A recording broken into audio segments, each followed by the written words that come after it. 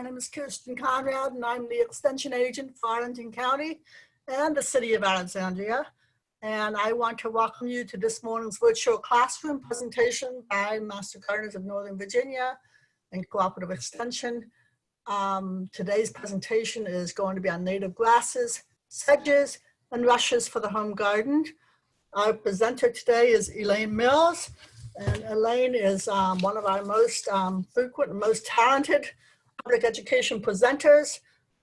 She is a prolific photographer and a writer, and is very active with the social media committee as well as with the Glen Carlin Library Garden, demonstration garden that we have open.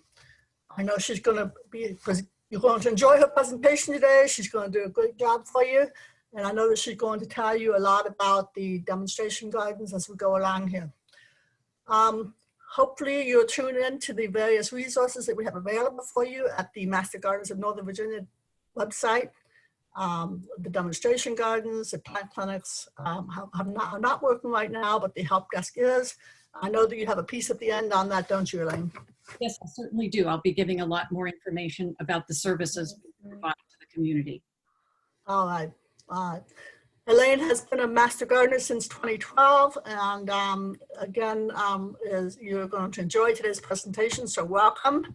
I want to thank Colleen Kennedy and Tyler Ormsby for their help today with the presentation, and of course to the social media committee who will be recording and editing and closed captioning this presentation for storage on the Master Gardeners of Northern Virginia website. Thank you and good morning, and let us know in the waiting room where you're zooming in from today. Thank you, Elaine. Good morning, everyone, and welcome to today's presentation. Doing a little bit of work getting ready for today, I looked back at the introduction to one of my reference books, Grasses, Sedges, and Rushes by Lauren Brown and Ted Elliman, and they made an interesting observation. Grasses are everywhere. They cover vast areas of the earth, yet they also grow out of the cracks of city sidewalks. There are few places in the United States where you can walk a short distance without coming across a grass. Yet few people, even those who are passionately interested in nature, take the trouble to learn the names of grasses. Enthusiasts who will travel hundreds of miles to look at wildflowers ignore the grasses in their own backyards, even though these are technically also wildflowers. Well, I was certainly one of those people back in 1985 when my husband and I moved into Arlington, bought a house in Arlington. We had pretty much the typical default landscape with turf grass, a few trees, and a few foundation shrubs, and that was about it. Several years later, my son came along and he became quite interested in mowing that lawn.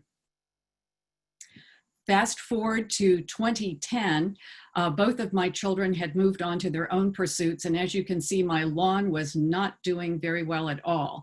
So I decided I was going to extend my planting beds, create some paths, and I ended up within a couple of years with a totally turf-free garden.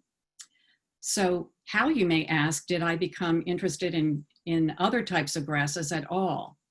Well, 2012, the fall of that year, was the year that I began my Master Gardener training.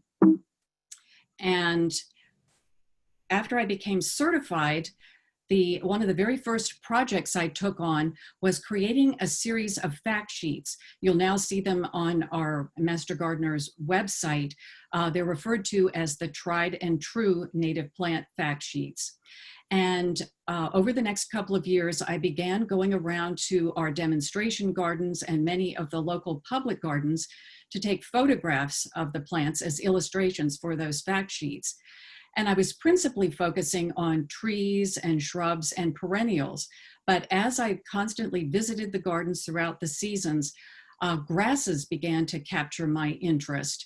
And so I'm hoping today I can share a little bit of my enthusiasm for them and tell you a little bit about how I've actually reintroduced grasses, this time native grasses, into my own garden. Quickly, I'll give you an overview of our presentation. First of all, I'll talk about reasons why you might want to consider the graminoids for your garden. Graminoids is a general term that refers to the 3 categories of plants that we'll be looking at: the grasses, sedges, and rushes. It also includes the cattails. We won't be looking at those today. Next, I'll be describing some basic characteristics of each of these 3 types of plants. And the main part of the presentation will include focus on a sampling of these various native plants. I'll point out their unique characteristics, their benefits to wildlife, and show you some examples of how you might use them with companion plants and particular landscape uses. There'll be a brief section on plant care, and then at the end, I'll talk to you about some resources, locations where you might see these plants, and where you might purchase them. So why grasses, sedges, and rushes? Well, first of all, they provide year-round seasonal interest. In the spring, they're a nice backdrop for bulbs and the beginnings of the flowering plants. They continue to provide a backdrop for the colorful flowers in the summer. And then with their tawny, subdued colors, they're the perfect they perfectly set off the bright fall foliage and flower colors. In addition, they continue to provide interest and structure in the winter. These seed heads will continue long through the winter, so they'll provide great interest in the garden. Grasses, sedges, and rushes are generally easier to maintain than other garden plants. Many of them are adapted to less fertile soils. A lot of the grasses have deep root systems that will mean that you don't have to do as much watering. There's no need for staking, deadheading, or mowing, and they're generally unpalatable to deer. All of the graminoids can fill many different roles. You can use them as specimen plants, as shown here in the center, or in containers. You can combine them with other plants underneath shrubs and trees as a ground cover, or as a contrast to other plants such as evergreens or foliage plants. The taller plants you can use as screens or hedges. You can plant them in large groups or even entire meadows. They form a nice contrast to solid surfaces such as walls and patios and paths. You can use them to create a sense of repetition and patterns that help link various parts of your garden and allow the eye to flow through your garden in a pleasing way. They can be used in the tough conditions such as hell strips and xeriscapes, rock gardens. But on the other hand, some of them can be used in rain gardens or for erosion control of stormwater. These plants can create pleasures for the senses. Because of their movable stems and light, airy seed heads, they create a sense of movement and bring life to the garden. They also, because of that movement with the air, will bring pleasures of sound with the rustling seed heads.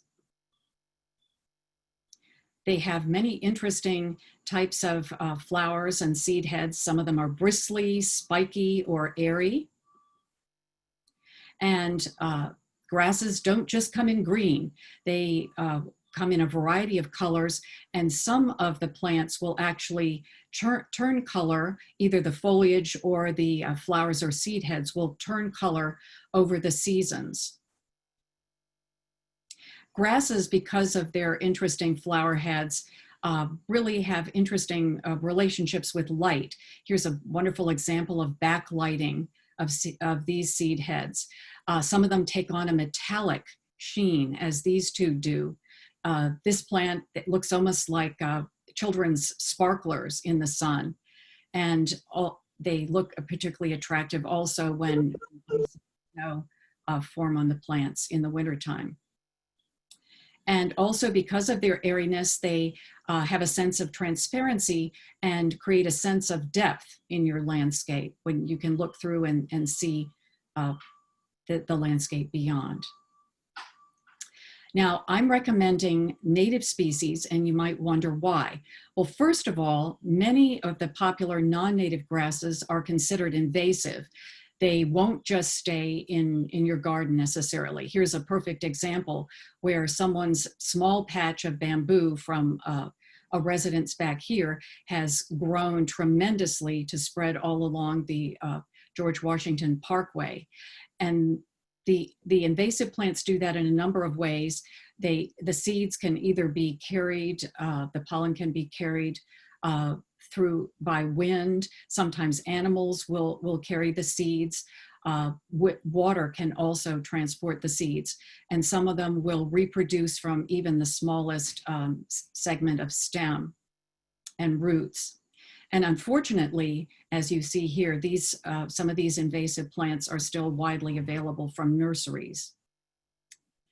There are 3 non-native species or categories of species that are of grasses in particular that are designated as invasive by Arlington and Alexandria. These are the 3 bamboo species, Chinese silvergrass, known as miscanthus, that's the scientific name, and fountain grass.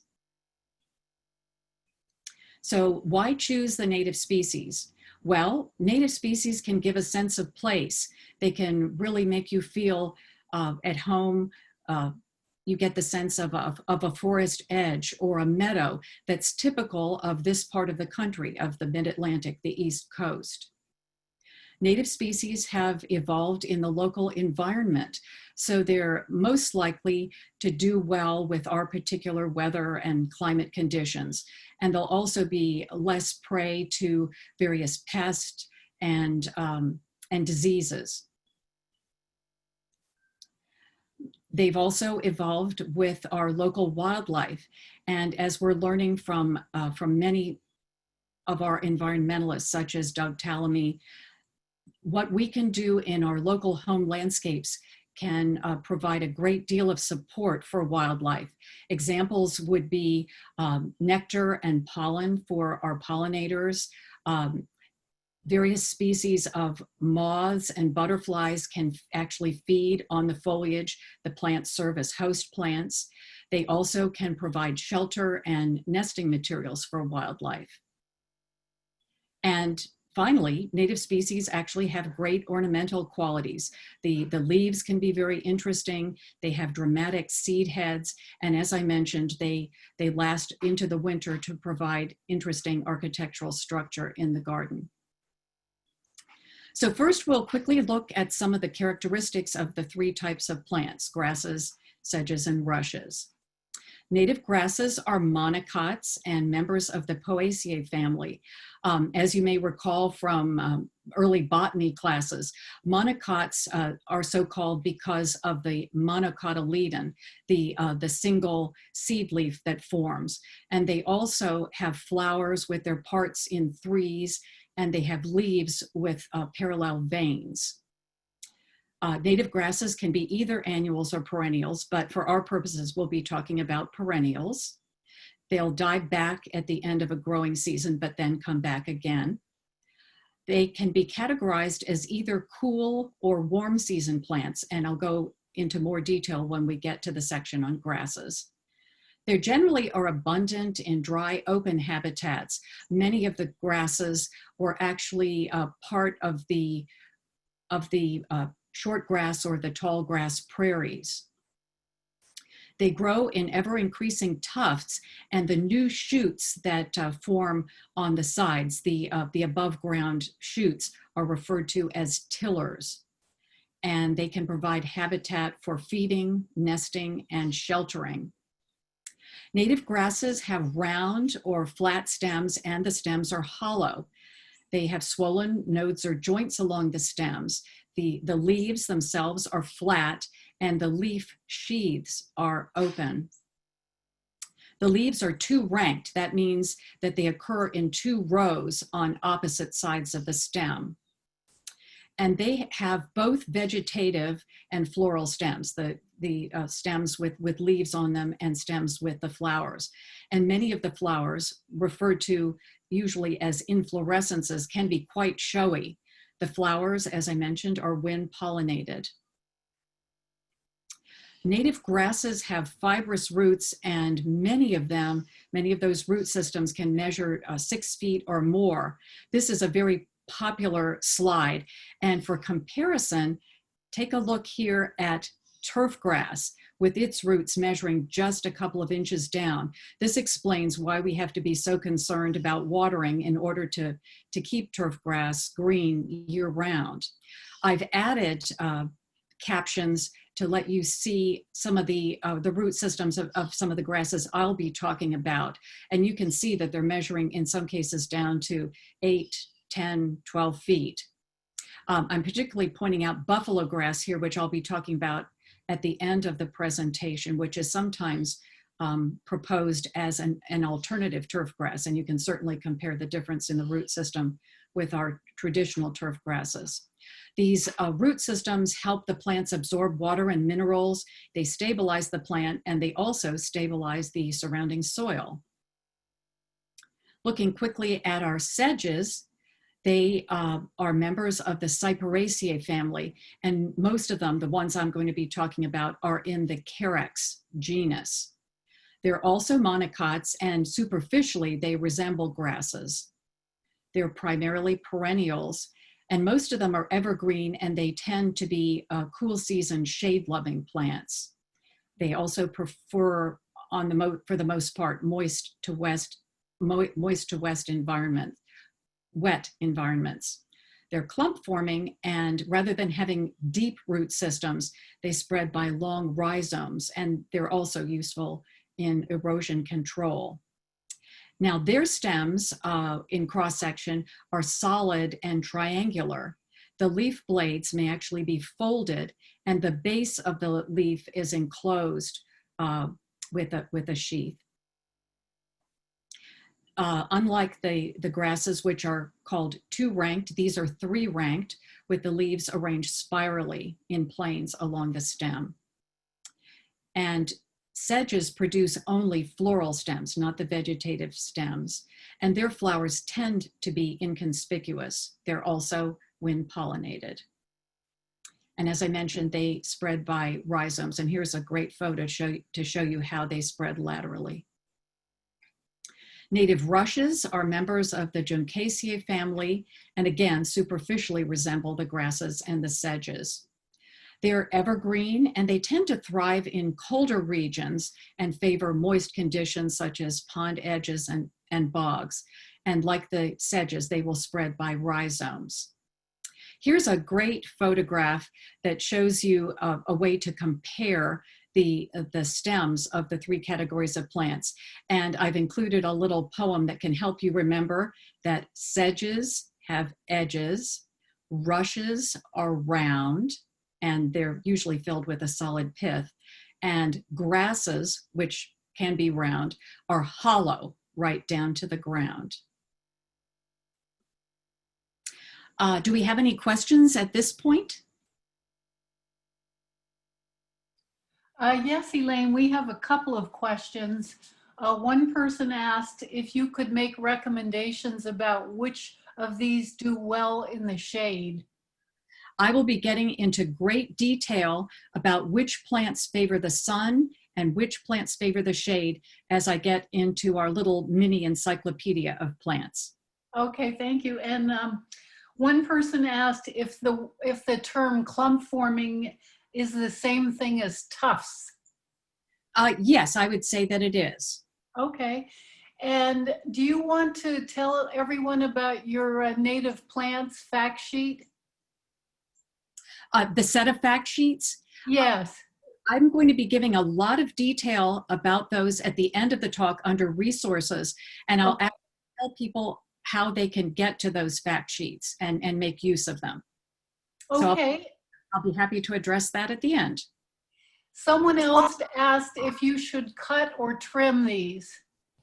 Again, under plant care at the end of the talk, I'll give lots of details on that. Will you also be talking about the best time to plant them? Yes. Okay, that's good then. We're all set. Okay, good. Let's move on. First, we'll start looking at some locally native sedges. And before I get started, I want to mention those of you who registered for the class ahead of time should have received a two-sided handout, a link for a two-sided handout.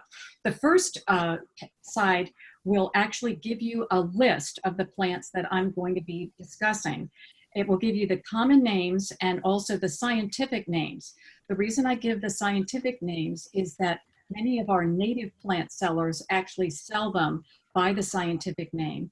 And because plants can sometimes have multiple common names, if you want to be really sure that you're getting exactly the right plant, using the two-part scientific name is the best way to go.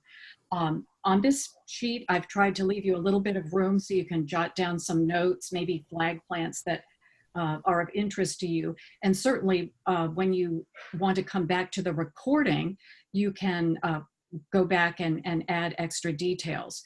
For those who are seeing the recording for the first time, there will be links to these same handouts on the website. So anyone viewing the program at a later date will also have access to those resources. So let's begin with a look at some locally native sedges. We'll begin with Pennsylvania sedge, Carrick pennsylvanica. It's native to thickets and dry woodlands. It's fairly short, only about 6 to 12 inches high. This is a plant that likes part shade to shade, and it does well in even in dry shade. It tolerates heavy shade, and when it's established, will tolerate drought. As I mentioned, when we talked about the characteristics, it does spread by rhizomes, and it's pretty much semi-evergreen with the mild winters we've been having. One point that I made at the beginning is that all of these plants are generally unpalatable to deer. And when you look at these small text boxes that I've created for each of the plants, you'll generally see that I'm listing them as deer resistant. So I won't mention them for that characteristic for each one of them. If there are any issues, I will point those out. So Pennsylvania sedge has a fountaining habit. So even though the leaf blades are about 1 foot long, it's really only about 6 inches high. These are very delicate, only about 1/8 of an inch wide. This is an example of the inflorescences. You'll see those in April, both the staminate and pistillate spikelets. In my garden, I combine Pennsylvania sedge with some other shade-loving perennials. Here's the Pennsylvania sedge. I use it with blue-eyed grass, sweet woodruff, that's a non-native plant, but very attractive, wild geranium, and marginal wood fern. Some people like to use Pennsylvania sedge as a kind of a ground cover. Now, it has a grassy look, and unfortunately, it can't really take the foot traffic that you would have for a grass. But if you, say, were to have a section in your yard, a shady section of yard where you just can't grow grass, you might want to use this as a ground cover and maybe use some stepping stones as a way to move through the area, but still have the sedge fill in as a ground cover. If you decide to do that, this particular sedge doesn't do well when started from seed. It's best to get plugs, and if you want to establish quite a colony of them, you would plant them on 1 foot centers, and then in the spring you could divide those clumps and spread them further and further around, and they will eventually, using these rhizomes, spread over quite a good area. Here's some wonderful photos taken by Hoffman Nursery showing you how this sedge can be used as a ground layer in a woodland setting. And here it has a look of grass, but as I mentioned, can't take the foot traffic. But if you were to introduce some stepping stones through, I think you could simulate the look of grass, if not the functionality of turf grass. Another of my favorite sedges is Appalachian sedge, Carex apalachica. This is native to dry woods, and it forms denser mounds than the Pennsylvania sedge. It's about the same height, but considerably wider. It likes the same conditions, part shade to shade and dry to moist, and once established is also drought tolerant and will spread to form colonies. It has a clumping, fountaining habit. And I'd like to mention that this particular sedge is the host to the skipper and satyr caterpillars. It has these interesting inflorescences, very delicate, from April to May. The nectar of these flowers is available for native insects, and when seeds form after pollination, they will be available for birds and turtles. I use this particular plant as an edging plant underneath my row of foundation shrubs, and it's a great substitute for invasive liriope. In the shaded forest area of my garden, I use it combined with other shade-loving plants, coral bells, wild ginger, and some other native companion plants you might consider would be eastern columbine, foam flower, alum root, dwarf crested iris, or white wood aster. Appalachian sedge, because of these denser tufts, can be really effective for soil stabilization and erosion control. This is a great example from a partially shaded hillside at Longwood Gardens up in Pennsylvania. This is probably my favorite sedge, plantain leaf sedge. It's really the most ornamental of the sedges, Carex plantagenea. This is native to rich mountain woodlands. It's about the same height as the others, but actually measures almost a foot or two across. It likes the same conditions as far as part shade to shade, but it tends to like the soil a bit moister, although once established, I found that it does tolerate dry shade. It's evergreen and spreads slowly via rhizomes, maybe not as quickly as, for example, Pennsylvania sedge does. In the spring, it will begin with these new emerging leaves filling in where some of the older leaves are beginning to dry up a little bit. It has a really interesting foliage, these strap-like leaves. They're about a foot long and considerably wider than the others, about an inch wide, with these very prominent veins. And the leaves have kind of a puckered character to them, and that leads to the alternative common name, seersucker sedge. The leaves will provide food. They'll serve as the larval host for woodland butterflies. In March, you'll see these really interesting inflorescences. They look similar to those of the Carex pennsylvanica, but these appear on maroon and green striped stems, these alternating patterns of color. They're pollinated by wind, and birds will eat the seeds that form. Plantain leaf sedge is an excellent edging plant, and it's a great plant with these strap-like leaves to replace invasive liriope. In my forested area, I combine it again with wild ginger, and it also looks really nice with the hostas. This is a sedge that I just started using in my garden, eastern woodland sedge, Carex blenda. This is native to woodlands, riverbanks, thickets, and meadows, and it's a little bit taller than the others at 2 feet. This one can actually take a little bit more sun, part sun to shade, and it likes moist conditions, although it is somewhat drought tolerant. It has these furrowed evergreen leaves. They're somewhere in width between the first two, the Carex apalachica and Carex pennsylvanica, and the very wide leaves of the plantain leaf sedge. And it is also host to some native caterpillars. This is what the inflorescence looks like in April, and birds will feed on these seeds. I didn't have a good example from my garden since I've just really introduced it, but this great example from Chicago Botanical Garden shows how nicely you can use it as an underplanting beneath trees and shrubs. Another sedge that's relatively new to me is Gray's sedge, Carex grayi. This one is native to moist woods, marshes, and creek edges. It's considerably taller than the others, taller and wider, and it can actually take part sun to part shade conditions. It's going to like moisture conditions, moist to wet, and in fact, it will actually tolerate seasonal flooding.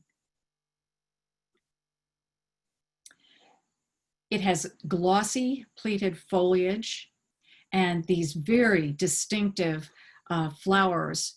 They look almost like medieval maces. They're quite large, almost an inch across. And as they are pollinated and then dry through the season, they are inflated. And when these drop down from the plant, they can actually be dispersed, carried downstream by water. Here the plant is running by a little stream. This is in the regional garden at the U.S. Botanical Garden. This is what it looks like, just a little bit dried out in the wintertime. This was a garden down in Charlotte, North Carolina, beautiful when planted en masse, but it also could look really nice if you were to combine it with other moisture-loving companion plants native to our area, great blue lobelia, cardinal flower, or cinnamon fern. I don't have time to go into detail on all of these, but I just wanted to mention some other locally native sedges. We'll take a quick look at a locally native rush. This is called common or soft rush, Juncus effusus. It is native to wetlands, and it has a clumping or a vase shape. It's considerably taller than the Carex species. It's about 3 to 4 feet high and 2 to 3 feet wide. This is a plant that will grow best in sun, and it prefers saturated soil and can actually grow in standing water up to 4 inches deep. It's evergreen. Here's an example of growing in a wetland area in Alexandria, and it has spire-like stems with the leaves really reduced to just very minimal forms at the bottom. It looks very spiky, but as you can see from the common name, it actually is very soft. It has inflorescences that appear later in the season, from June to August, and these seeds are dispersed either by wind or by water. This is a great accent plant, or it can be used en masse in the center part of a rain garden or to control erosion on slopes. Okay, any more questions, Colleen? Yes, we have several questions, and one big thank you. Someone mentioned they have a whole landscape full of liriope, and now they know what to replace it with, so they're delighted. One question was, can you divide the clumps, and if so, what is the timing? Yes, you can divide the clumps, and springtime would generally be the best to do that. Okay, and what about, should you fertilize sedges? Well, that's the nice thing about native plants. They're going to want healthy soil that you're enriching with compost, with mulch, but they're not going to need the traditional chemical fertilizers that are generally used on our lawn species. Okay, someone asked if you could put the picture of sedges up again while we talk so they can take a picture. I don't know if that's easy or not. Which of the sedges was it? This is one of the sedges that we're looking at right now. This is Pennsylvania sedge, the one that tends to grow in the most grass-like form. Okay. Another question from several people was, you mentioned that the Pennsylvania version can tolerate foot traffic, but what about all the other sedges? I actually, if I said that, I misspoke. I meant to say that although it had a grass-like appearance, it can't take foot traffic. I'm sorry, I misspoke, yes, but what about the others? You can use them as a ground cover, but not as a steppable ground cover. I would do what I've done in my garden, which is to plant, to use, if you don't have, let's say, a flagstone path, if you wanted to have a traffic path, to use stepping stones of some kind, and then you could plant any one of these sedges up to the edges of it, so that could give you very much the feeling of a broad swath of a grass-like plant, but you wouldn't want to step on these plants. Okay, thank you. Someone asked if gray sedge can tolerate salt water. You know what? I'm not 100% certain about that. The location that I saw it in was just an inland marshy area. So I'm not 100% certain about that. I'm sorry. I'm not sure. Now, I'm not sure if you mentioned this or not, but there's a question about pampas grass is being invasive and whether cutting off the flower can help reduce spreading. Well, I have done a great deal of work looking into plants that are designated as invasive in Arlington and Alexandria. And I've created a whole second set of fact sheets on those. To my knowledge, pampas grass is considered invasive in other areas of the country. California, for example. One way to control the spread of pampas grass would be to cut off those flower heads. But to my mind, those are the part of the plant that people are mostly looking to provide the interest in the plants. So that seems kind of counterproductive. I'm hoping that maybe some of the tall grass species that I will introduce might be substituted by people, used as substitutes for pampas grass. I find pampas grass something of a challenge to work with. We have a couple of specimens of pampas grass in the Glen Carlin demonstration garden, where I'm one of the coordinators. And I tend to find the leaves really cut my hands to shreds when I'm trying to cut them back in the spring. And they form very, very large tufts. I mean, multiple inches, 3 feet across. So that isn't one of my particular favorite plants. Yeah. There were a couple of questions about sort of invasiveness of sedges, whether you need to worry about seed spreading or whether they would tend to take over and become invasive. No. Well, one important distinction to make is that native plants aren't invasive. Some invasive plants can be aggressive, but the only plants that are actually invasive are by definition of a presidential proclamation, they are non-native plants. They're alien plants. And the problem with the invasives is that they, by various means of spreading, actually move into natural areas. And because of their invasive tendencies, they can become a monoculture and take over and make it very difficult for the native plants that would be growing, let's say, in a forested area to survive. None of the plants that I'm mentioning so far would I consider aggressive at all. I wouldn't even consider them rambunctious or overly enthusiastic in their growing habits. Okay. I think you might have addressed this a bit, but someone asked about what to plant on hillsides or banks. Well, I think the best example of the plants I've mentioned so far might be the Appalachian sedge, the Carex appalachica, that has fairly wide tufts, maybe 12 to 18 inches across, and it can also spread. It'll take a while to spread. So if you wanted to control by erosion, you would want to have multiple tufts spaced out and then allow them to grow and fill in between. For moist conditions, wet hillsides, or certainly the slopes in a rain garden, that the common rush that I mentioned might be the choice for there. So Mhm. I think those two would be the best for slopes and erosion control. Okay.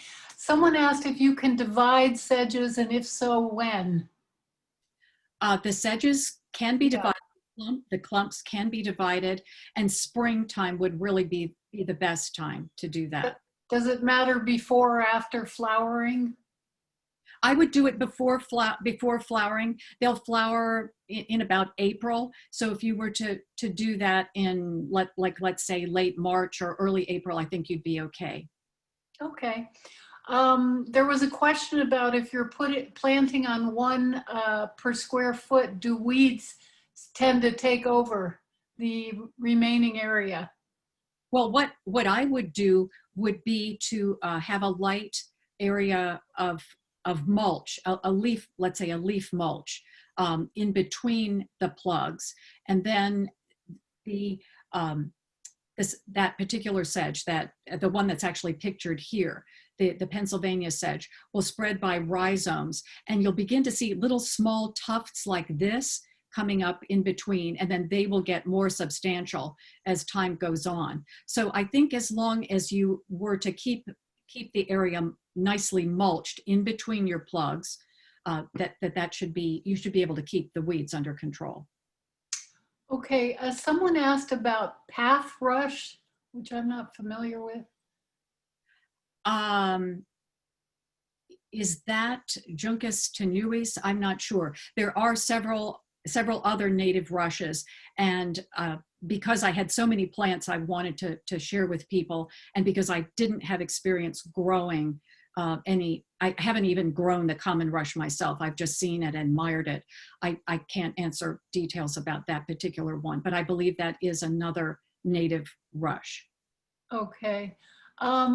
Several people have asked for a list of sedges, but that will be in the resources material, will it not? Well, the plants that I've been discussing and will be discussing when we get to the grasses are all on this initial handout. If people want to go back and see the recording, review the recording, they can go back to that slide where I gave a list of other local sedges. Okay, and that would be a way for people to see pictures as well, wouldn't it? Well, I give both the common and the scientific name, so people could just enter either one of those names into a search, into their search engines, and they should be able to see photographs of those. I believe all of those, all of the ones I'm mentioning are available from local native plant sellers, and I'll be talking about those sources at the end of the presentation. Okay, thanks a lot, Elaine. I think we can move on. Okay, very good. All right, we'll start now with some local native grasses. And we'll begin with the so-called cool season grasses. For those of you who have turf grasses, you may be aware that there are cool season and warm season grasses, and some of them will be greener in certain parts of the year and browner in others, and that's also true of the native grasses. The cool season grasses start their growth really early in the spring, and they grow slowly over a long period of time.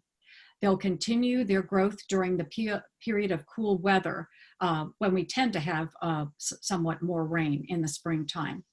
Their foliage will be best in the late spring and early summer, and then will go dormant. And we'll be looking at 3 different native grasses: river oats, wavy hairgrass, and bottlebrush grass. River oats, Chasmanthium latifolium, is native to rich woods and stream banks. It's an upright grass and it clumps. It can be anywhere between about 2 to 5 feet high and 2 to 3 feet wide. We have it growing. It started out in the sun at the Glen Carlin garden, a demonstration garden, but as trees have begun to overhang, it's actually in part shade now, and it does fine there. It is quite shade tolerant. it tends to like moist to wet soils. And this is one example of a plant. It's not invasive, but aggressive, a native plant that spreads quite vigorously, both by self-seeding and underground rhizomes. So you'll want to keep that in mind. And I'll explain how you can use it in different ways in your landscape. River oats has bamboo-like leaves about 10 inches long and 1 inch wide, and these really interesting flower and seed heads that change color through the seasons. They begin with this pale green color, they turn pink, then kind of a golden tan, and they'll actually last through in a kind of a remnant form even into the next spring. They're beautiful in the garden if you leave them standing through the winter, and you can also add them to dried flower arrangements for decoration. This is a plant where you would want to take advantage of its vigorous growth, and you could use it on a hillside, on a slope for erosion control. It's very attractive when you combine it with other plants in a landscape. And if you're really concerned about controlling its spread, you might do what they've done at Meadowlark Gardens. This is in their meadow area. They've actually just decided to designate this one particular planter for the river oats. Wavy hair grass, Deschampsia flexuosa, is one that I've really enjoyed adding to my garden. This is native to forest clearings, and it has a mounding, somewhat arching habit, as you can see here. This one likes part shade to shade conditions and moist. It does tolerate dry shade and drought, but it really dislikes heat, and it is evergreen. It has dense tufts of this very fine textured foliage, and they can actually provide cover for the birds. And then in the spring, around May, it has these beautiful silvery inflorescences that just glow in the sunlight. As seeds form later on in the season, the birds will feed on those. I've used it in a little cluster grouped in my wildlife garden. I have it backed by golden Alexander, white wood aster, and some other nice companion plants. You might use them maybe around the grasses would be green and gold, one of our lower growing native plants. Hairy alum root and Christmas fern would also be attractive. Bottlebrush grass, Elaemus hystrix, is native to open woodlands. It's another clump forming grass. And this one is taller, about 2 to 4 feet in height and 2 feet wide. It grows in a range of conditions from sun to shade and dry to moist. And unlike most grasses, it will tolerate quite heavy shade. Like the river oats, it has strap-like leaves, again, somewhat bamboo-like in appearance. And this particular plant is a host to the northern pearly eye, butterfly, and moth species, the caterpillars of those particular species. It has really distinctive inflorescences, maybe about 8 or 9 inches long, and the birds will eat the grain-like seed that develops. This grass is really attractive when planted en masse, and it looks lovely through the seasons. It will have this light green, airy green color early on in the summer, and then the seed heads will dry out. They'll take on kind of a pale tan color, but will remain standing and be very attractive on into the winter. In my garden, I've used it in a forested area. I have low-growing plants, ground level plants like this dwarf crested iris, an Indian pink, and then here's the bottlebrush grass. You can just see the inflorescences that are backed by a tall gray dogwood shrub. We'll look now at some warm season native grasses. These tend to have really large root systems. They're the ones that I pointed out in that slide early on where I showed you how deep some of those root systems go. These plants will begin growing only when the temperatures reach between 60 and 65, so later than the cool season grasses. And they will grow rapidly during a relatively short period. They grow in the summer and then will flower and fruit in the fall and go dormant after the first frost. And we'll be looking at 6 different warm season native grasses. First is purple lovegrass, Eragrostis spectabilis. It's native to open ground and is softly mounding. It's 1 to 3 feet in height. And this is a plant that's going to like sun conditions, full sun and dry to moist soil. It tolerates drought and even salt.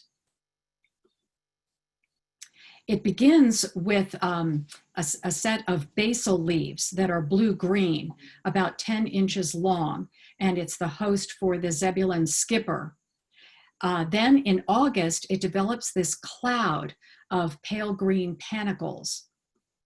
And then in late summer, these will open up into rosy purple flower spikelets.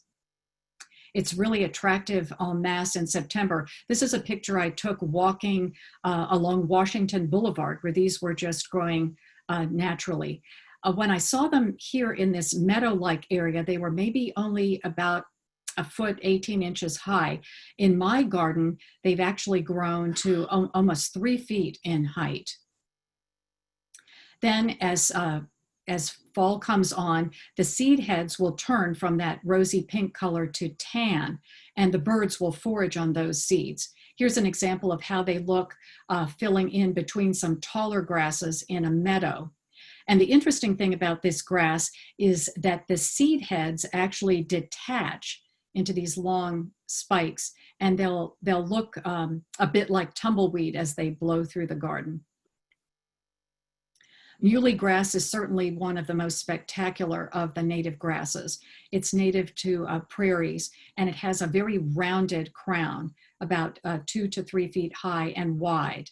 This one, again, likes sun to part shade conditions, and dry to moist. And dry is particularly important during winter. It just will not tolerate winter wetness. It's otherwise a very tough and adaptable plant. It has glossy arching leaf blades, and then in September to November, it develops these amazing, airy, rosy red plumes. And when the light hits them, they look almost like children's sparklers, just fabulous. Then these flower heads will turn tan, the plumes will turn tan, and these will linger on with structure through the winter months. The effects of light on muley grass are absolutely amazing. This plant can be used either as a specimen plant. This is an example at Green Spring Gardens. And otherwise, it can be used as a hedge if you have multiple large specimens. This is at Meadowlark. And this plant attracts beneficial insects such as lady beetles, and it also provides cover for both birds and perching places for butterflies as they're on their migration. It's particularly attractive when it's interplanted in drifts with different perennials and small shrubs. This is an example from the regional garden at the U.S. Botanic Garden. Purple top, Tridens flavus, is native to fields and meadows. It's a taller grass, can be almost 5 feet tall, and likes sun and dry to moist conditions. This one is very tough plant. It tolerates drought, poor soil, compaction, and salt. And I've seen it growing along roadsides in Virginia. It's very tolerant of those roadside conditions. It has a basal fan of leaves. Here's how we've introduced it at Glencarlin Garden. And then these lovely flower panicles will form in August to September. And once those are pollinated, it will form seeds, and those will be available for birds in the fall. You can use it in meadows, and when you plant it en masse, it creates this wonderful purple haze effect, hence the name purple top. Another lovely native grass is Indian grass, Sorghastrum nutans, and this is, again, one of the taller grasses, 3 to 5 feet or maybe even a little higher. It again likes sun and dry to moist conditions and will tolerate rocky soil and drought. And I've mentioned here, and I should have mentioned pretty much with all of these warm season grasses, you really want to avoid excess shade and excess water. They'll start drooping under those conditions. They won't maintain their nice upright habit. And this is one plant where it was mentioned that deer may want to nibble on the foliage. It has this arching blue-green foliage at the base that is the host to pepper and salt skipper. And this foliage will turn these tawny pastel colors in the fall. Feathery panicles develop from September on into the winter, and they have an absolutely gorgeous metallic sheen. The panicles will provide pollen for bees and butterflies, and then later seed for the birds. And because of its substantial basal clumps, it can provide cover and nesting site for birds. And the stems, which are fairly large, can actually provide nesting inside the stems for native bees through the winter. You can use it as a vertical accent in borders or meadows, pairing it with other grasses. This is the purple lovegrass, the Eragrosta spectabilis here combined. Or you could use it with other late summer and fall blooming native plants like butterfly weed, purple coneflower, hibiscus, or the black-eyed Susans. Because it maintains its upright winter habit, it's great for controlling erosion on slopes. Switchgrass, Panicum virgatum, is one of the plants that was really one of several major plants in our Midwestern prairies, although it is native here. It's clumping and vase shaped and can actually reach heights of about 6 feet. It begins with these arching green leaves, and then in late summer, it develops these pink tinged, very airy, very characteristic flower heads. And the seed heads will persist well through the winter and provide seeds for birds. Switchgrass can be used in a wide variety of uses in your landscapes. It's a really attractive specimen plant. Here's how we've used it in an archway at the Glen Carlin Library Demonstration Garden. This is the regional garden. They've used it as edging for paths, and I've seen it used underplanted beneath trees in a rain garden in Maryland. It's a great plant for screening. Because of its upright texture, it provides a lot of good architecture through the winter in mixed beds. And you can use it in the perimeter of rain gardens and for erosion control. Now, switchgrass is one of the native grasses that I have actually seen at some of the larger nurseries. This tends to be one, because it has so many different cultivars, it seems to be recognized more widely in the horticulture trade. And as you can see, there are many different cultivars, and they have great variations in height and foliage. This one, Shenandoah, has a very bright red foliage in the summer and fall, and this one tends to be a little shorter. North Wind is the one that was pictured under the archway. It's about 5 to 6 feet in height, one of the taller ones. And Squaw has a different lighter green foliage. Little blue stem, Schizocerium scoparium, is another plant that is native to woods and open woods and prairies and fields. It's a little shorter than the Indian grass and the switchgrass at about 2 to 4 feet. It likes sun and definitely dry conditions. It begins its growth with these slender blue-green leaves that provide nourishment for various skipper caterpillars. And then it takes on almost a lavender look to the foliage as it moves through the season. And then it takes on a bronze to rust color as it moves into fall, and this will persist through the winter. These are very large tufts, and they can provide wildlife cover. These are what the flowers look like in August to October, and again, a beautiful example of flowers that are backlit and shining in the sun. This picture here was taken in my garden in the depths of the winter. Little blue stem is another plant that can be used in a variety of methods in your landscaping. This is a mass planting on a hillside near the Trade Center in Arlington. Here's a mixed perennial bed in the front area at Meadowlark. Here's a rock garden with xeriscape planting. This is at the Bartholdi Garden in Washington, D.C. Here it's used en masse on slopes and in meadows at Meadowlark. And here are some other examples of locally native grasses. And before we finish up, I'd like to mention 2 additional grasses. These are not locally native, but I've seen them, either seen them or heard of them being used in this area, so I wanted to just briefly mention them. This one is prairie dropseed, Sporobolus heterolepis. It's primarily a Midwestern prairie species, but I've seen it used very effectively in landscaping at Brookside Gardens in Maryland. It's a clump-forming, warm season grass, similar in habit and in height to the pink muley grass. It likes sun and dry soil and is, as you can see, a very tough species, tolerating rocky soil and drought. It, again, begins life with a dense arching tufts of foliage, but these will turn golden as it moves through the season. But they're particularly known for retaining their shape through the winter months. They have a very attractive flowers. I understand that they're fragrant, almost a spicy scent. I haven't actually smelled them, but they've said to have fragrant flowers.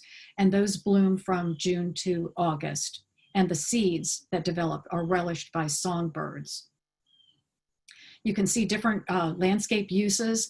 Here it's combined in a pathway. This is at Brookside Gardens. Here it's used repeated as a ground cover under trees and shrubs. This is a garden in North Carolina.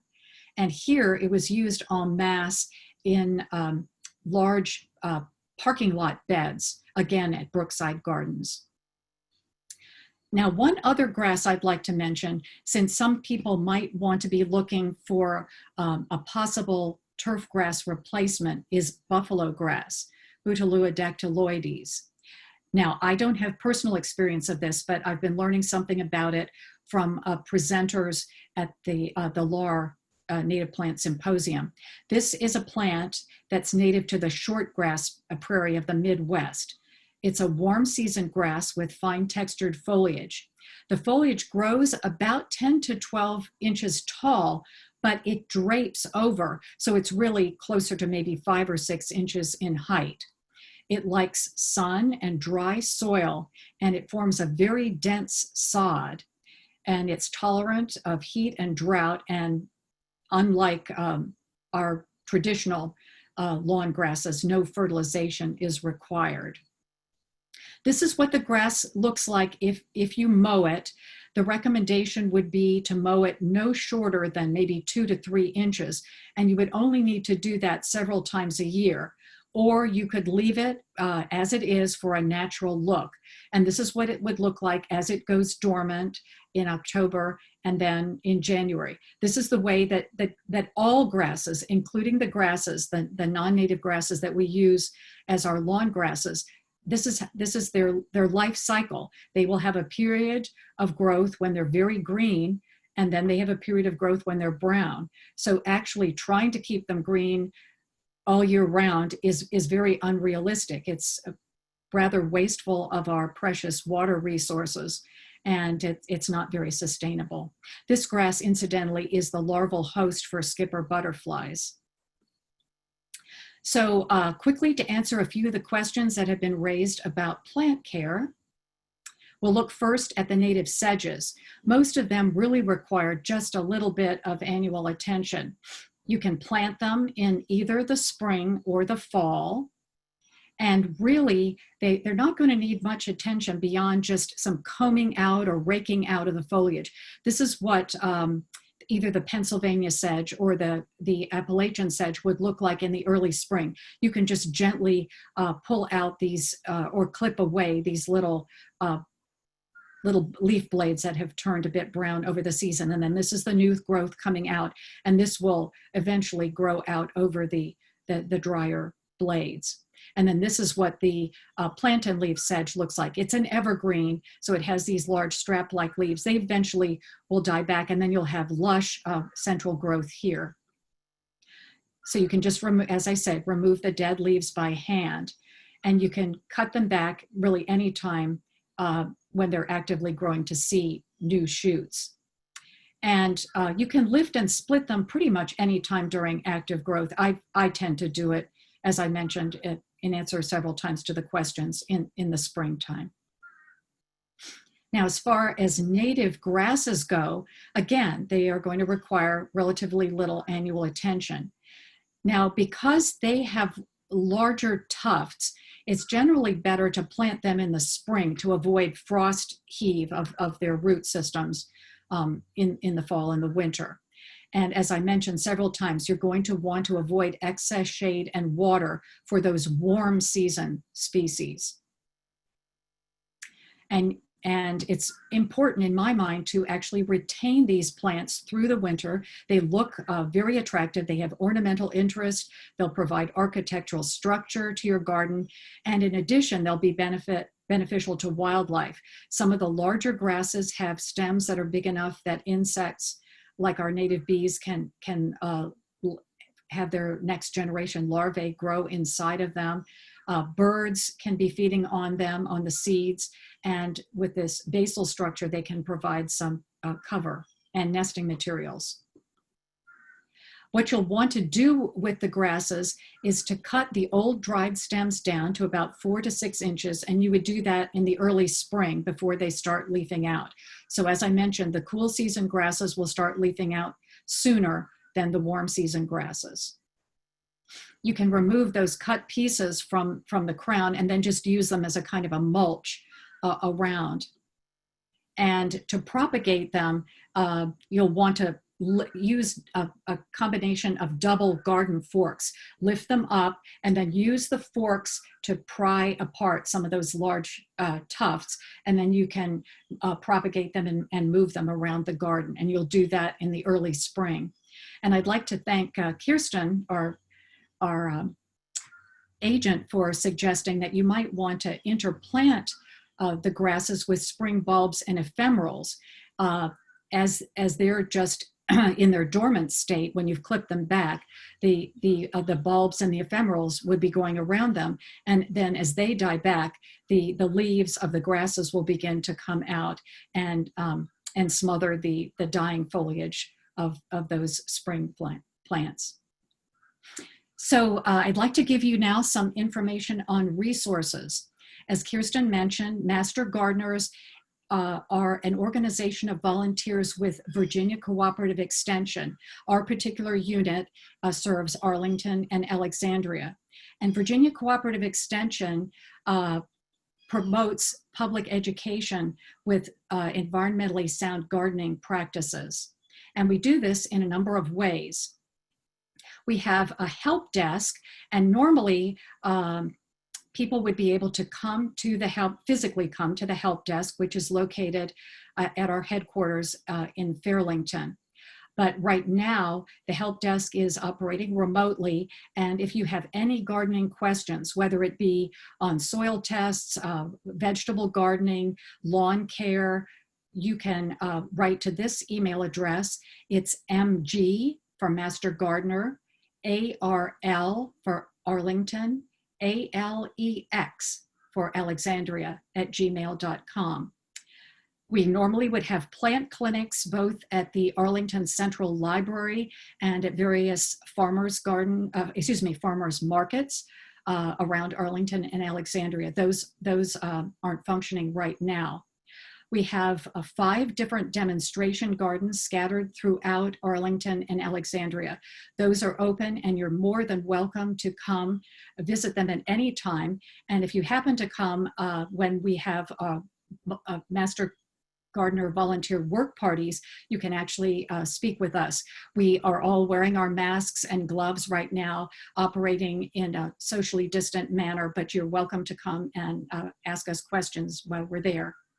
As you know, we are offering a variety of classes like this one, and this class is being recorded, and we have recordings of all of the classes we've given so far this spring on the website for Master Gardeners of Northern Virginia. This is a nonprofit organization that supports Virginia Cooperative Extension. Our website is www.mgnv.org. We also have a Facebook page with multiple posts per day and an Instagram page. I do weekly Facebook posts on native plants on Tuesdays, and I do daily Instagram posts on native plants at MGNV social media. In normal years, we would have an annual plant sale at Green Spring Gardens in May.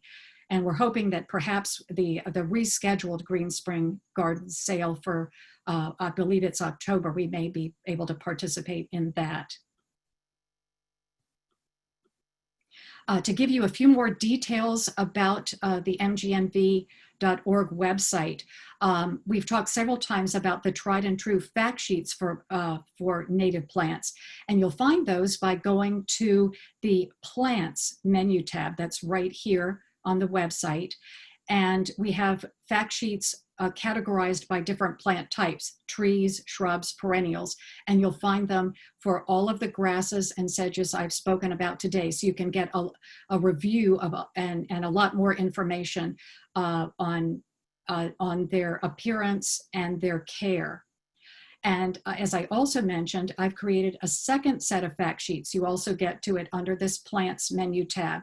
These are invasive plant fact sheets, and you'll see more details on the 3 invasive grass species that I mentioned: the silvergrass, the bamboo, and one of the others. And when you go to those fact sheets, they have links that will actually take you to the native plant fact sheets. So you can see plants other than the ones that I've mentioned that could be really nice substitutes for the invasive species. If you would like to find out where you can see the native grasses, we have many of them actually installed in our Master Gardener demonstration gardens. I know particularly we've added quite a few to the parking lot area of the Glen Carlin demonstration garden, where I'm a coordinator. We've got quite a few in the front Hell Strip area of the Sunny demonstration garden. And then there are these other local gardens, Meadowlark that I've mentioned. The Nature Conservancy has a small garden behind its headquarters in Arlington. The National Arboretum has meadow areas and forested areas with examples of these grasses and sedges, the U.S. National Arboretum, the regional garden at the U.S. Botanic Garden in D.C., and Green Spring Gardens also in Virginia. And finally, if you'd like to know where to buy native grasses, I refer you to the Plant Nova Natives website. They, in normal years, would have a listing of the different sales events that were going on. Many of those have been canceled this year, but they also have a list of the year-round native plant sellers. Okay, I'm ready to take any final questions. Yeah, I was going to ask you if you could tolerate a few more. Yeah. There were a couple of questions about buffalo grass, like can you walk on it? Can it tolerate a wet climate? Yes, you definitely can walk on it. That's the reason it's proposed as a replacement for turf grass. It tends to prefer the drier conditions, those natural prairie conditions.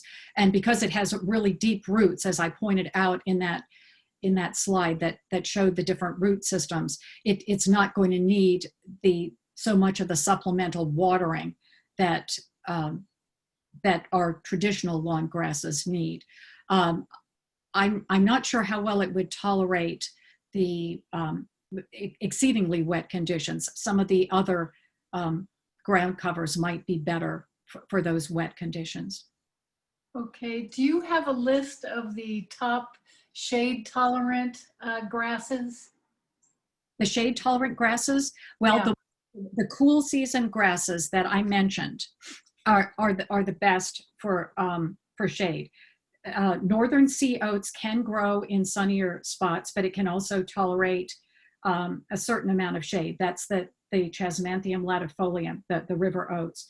I realize here I put Northern sea oats as the name. It has multiple common names. I used river oats as the common name in the presentation. Wavy hair grass can take a certain amount of shade, part shade to shade. And the bottle brush grass was the one I mentioned that really can take quite dense shade. Great. There was a question about how often to divide grasses or sedges. Right. In my experience, I personally haven't had to divide them. Okay. I just mentioned that, particularly with the Carex apalachica, because it tends to spread a little bit more than the others, and you might want to use it as a ground cover, or in a sense, a grass-like looking ground cover. I talked about dividing that. The others really will retain pretty much their nice clumps. They'll be discrete clumps. And I haven't found it necessary to divide them, but if you wanted to, springtime would be the time to do it. The plantain-leaved sedge, which gets maybe about 18 inches across, is just so beautifully ornamental. I just allow it to stay in that large shape, and I don't try to divide that one. Elaine, is there a good way to control river oats if they get out of hand or spread too far? Well, that was why I pointed out how you might want to just, if you really would like to include them in your landscape, you might want to actually have them in a planter. I guess one thing you could do would be to cut those flower heads, those seed heads. That's one way to control them, but that's somewhat defeating the purpose, because that's one of the most attractive features of that particular grass. And it also grows, in addition to spreading by seed, it does grow by rhizomes. I guess some people might have tried to create some kind of a barrier, a barrier in the soil, but I haven't done that myself. Okay, I think that kind of covers it. And we got lots of comments about how helpful and wonderful this presentation was, and I would concur. I think we're all very excited about sedges and grasses now. And so thank you so much. You're very welcome.